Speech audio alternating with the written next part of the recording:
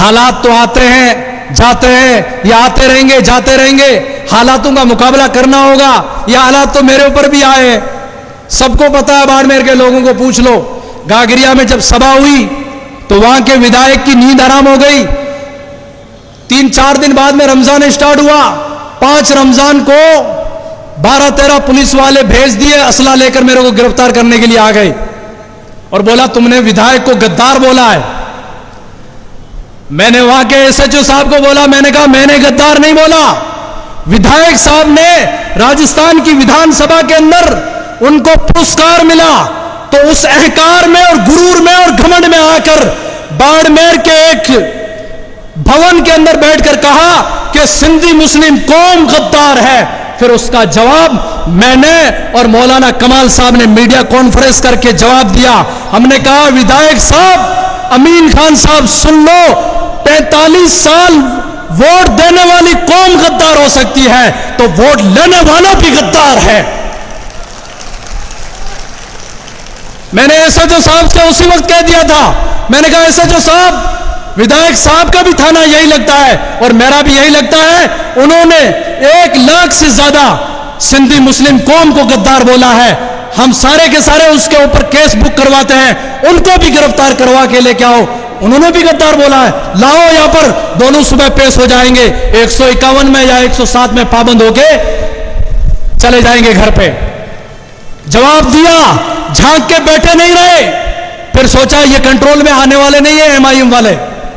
मैंने परवारी साहब को फोन किया कि मेरे साथ में इस तरीके से शासन का दुरुपयोग करके यहां के सत्ता में बैठे हुए विधायक और विधायक के जो चमचे हैं और जो उनको चमचागिरी करनी अच्छी लगती है, उन्होंने इस तरीके से 17,000 रुपए देकर सौदा किया है। माननीय मुख्यमंत्री साहब, आप अगर गरीबों के हितैषी हो, राजस्थान के डीजीपी साहब, आप अगर गरीबों के हितैषी हो तो आप वहां से मालूम करो कि रमजान के महीने में 18 घंटा रोजा रखकर जो आदमी भूख और प्यास की शिद्दत को बर्दाश्त कर रहा है, जिसका कोई गुनाह नहीं है, फिर उसको वहां की पुलिस प्रशासन विधायक के कहने पर या उसके चमचू के कहने पर कैसे गिरफ्तार करती है।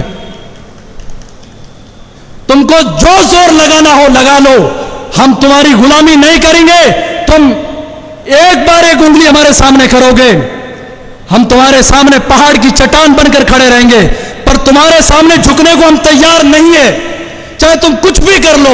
और इंशाअल्लाह उस महोदय विधायक से मैं कहना चाहता हूं, अब की बार तैयारी कर लो, तैयारी कर लो। हमारे मीडिया के माध्यम से आज सुनते होंगे, हो सकता है जयपुर में बैठे होंगे किसी भवन के अंदर, सुनते होंगे, तैयारी कर लो, टिकट पे लड़ लो, बेटे को दिलाओ चाहे किसी को भी दिलाओ, ले आओ, हम बता देंगे तुमको कि किस तरीके से तुमने राज किया। अब की बार आओ।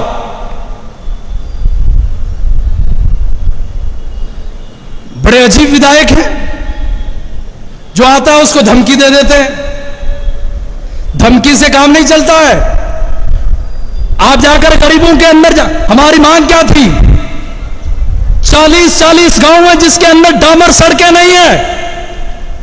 राजस्थान की विधानसभा में 4 सड़कें पास करवा के वहां आके बड़ी बड़ी मालाएं पहन रहे और लोगों के ऊपर एहसान जतला रहे हैं कि मैंने तुम्हारे लिए 4 सड़कें मंजूर करवा ली। अरे 4 गई भाड़ में, 40 गांव 40 साल से डामर सड़क के लिए तरस रहे हैं, पानी की एक एक बूंद के लिए तरस रहे हैं। आज भी वहां ऊंट छकड़े पर और गधों पर पानी लाया जाता है। माननीय मुख्यमंत्री साहब, आप राजस्थान के अंदर किसी भी कोई टीम बनाओ और सर्वे के लिए भेज दो। जब ध्रुव मियां मंत्री थे और ध्रुव मियां के टाइम पर स्वास्थ्य केंद्र 40 से ज्यादा गढ़वा पंचायत समिति में 80 लाख की कीमत से बनाए गए हैं। वहां पर एनएमओ के द्वारा आज एक मरज की दवाई नहीं है। बड़ी मेड में आती है, ठाठ से बैठी है, कोई जाता है, बोलते हमारे पास कुछ नहीं है। तो ये तुम्हारी चिरंजीवी है कहां? जो बड़ी बड़ी घोषणाएं कर रहे हो चिरंजीवी की, एक भी दवाइयां नहीं है। मैं नाम गिना देता हूं गांव के जहां के स्वास्थ्य हैं, वहां जाकर चेक करा लो, कोई व्यवस्था नहीं है, ना पानी की ना सड़क की। और खास करके हमारा जो गिराब और हरसाणी का बेल्ट है उसमें बहाना लेके आते हैं कि ये डीएनपी सहता है। अरे डीएनपी सेक्टर में अगर आपका कोई दलाल और चमचा है, उसके घर के अंदर, रूम के अंदर आपने डाबर सड़क बना दी और हमारे लिए नियम अलग आ जाता है। कोई डीएनपी एनओसी नहीं रोकती है, सब बहाने बनाते हैं और अपनी जेबें भर लेते हैं।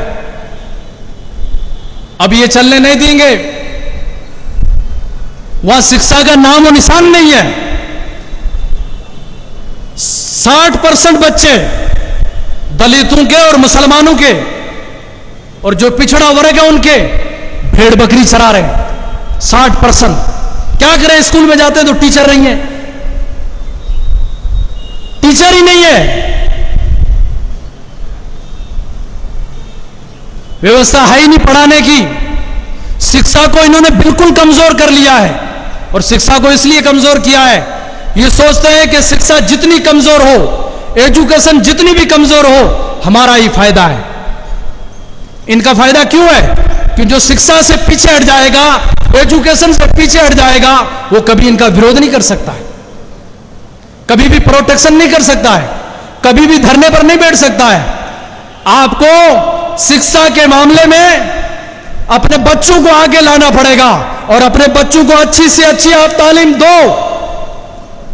और माननीय मुख्यमंत्री साहब से हम धन दौलत नहीं मांग रहे हैं, हम ये नहीं कह रहे हैं कि हमारे घर पे बंगला कोठी बना के दे दो। मुख्यमंत्री साहब, हमारी मांग ये है कि हमें सड़क दे दो, पानी दे दो, बिजली दे दो, शिक्षा दे दो। और हमारे बच्चे जो आगे पढ़ने के लिए मेहनतें करते हैं, उनको जो कॉलेजें चाहिए वो अच्छी सी कॉलेजें दे दो। गागरिया में असदुद्दीन ओवैसी साहब की जो सभा हुई, 1 लाख के करीब पब्लिक थी, इतनी भारी भरकम सभा थी। उसी गागरिया के अतराफ में 80 के करीब गांव आते हैं, लेकिन वहां पर कॉलेज नहीं है, कॉलेज नहीं है। अब बताओ मुख्यमंत्री साहब, कल कॉलेज का ऐलान करोगे गागरिया के लिए, फिर हम आपको मान लेंगे कि हां आप वाकई हितैषी हैं। आपको ऐलान करना पड़ेगा, जहां जरूरत है वहां आप नहीं दे रहे हैं। गिराफ बेल्ट है, वहां मॉडल स्कूल का ऐलान कर दो, नहीं करेंगे। बस जमा कर रहे हैं, चुनाव कैसे लड़ना है उसके लिए खजाने जमा हो रहे हैं। काम करना पड़ेगा आपको गरीबों का। हमारे एक साले मोहम्मद साहब मंत्री हैं, अल्पसंख्यक मामलात मंत्रालय उनके पास में है। हमने तो उस मंत्रालय में कोई अंड फंड नहीं देखा है, कोई दिखाई नहीं दे रहा, पता नहीं क्या खर्च हो रहा है।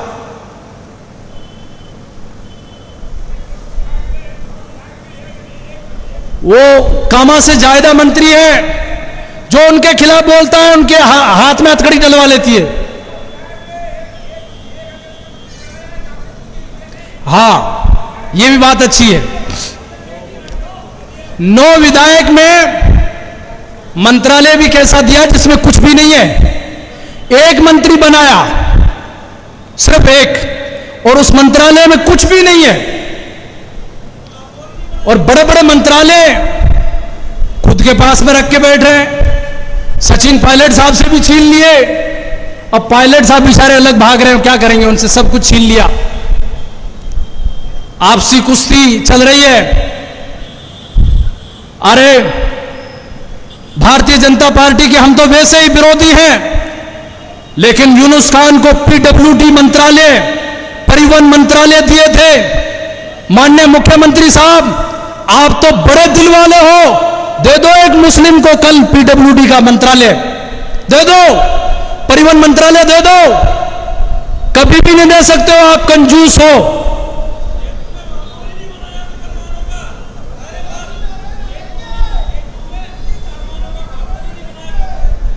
साहब आके बात करेंगे। तो इसलिए इंशाअल्लाह ऑल इंडिया मजलिस से इत्तेहादुल मुस्लिमीन राजस्थान के अंदर इलेक्शन लड़ेगी। बेचारे कोई सोच रहे हैं कि ये तो ऐसे ऐसे करके इलेक्शन नहीं लड़ेंगे। इलेक्शन तो हम लड़ेंगे, हार जीत ये अल्लाह के हाथ में है। हमारा फैसला अल्लाह पर है और अवाम पर है, और कांग्रेस के विधायकों का फैसला उनके चमचों पर है। हमारा फैसला अल्लाह पर है। इंशाअल्लाह जद्दोजहद करेंगे तो कामयाबी जरूर मिलेगी। आज नहीं मिलेगी तो कल मिलेगी, कल नहीं मिलेगी तो परसों मिलेगी। मेहनत करते जाओ, सीढ़ियां दर सीढ़ियां चढ़ते जाओ, चढ़ते जाओ, कामयाबी इंशाअल्लाह जरूर मिलेगी आपको। हम कोई बड़ी बड़ी मांगे तो आपके सामने रख नहीं रहे, जो हमारे जायज मकाम है वो हम मांग रहे हैं, हमें जायज मकाम दो। 36 कौम के किसी के भी जायज मकाम हो, सबके मसाइल को हल करो आप।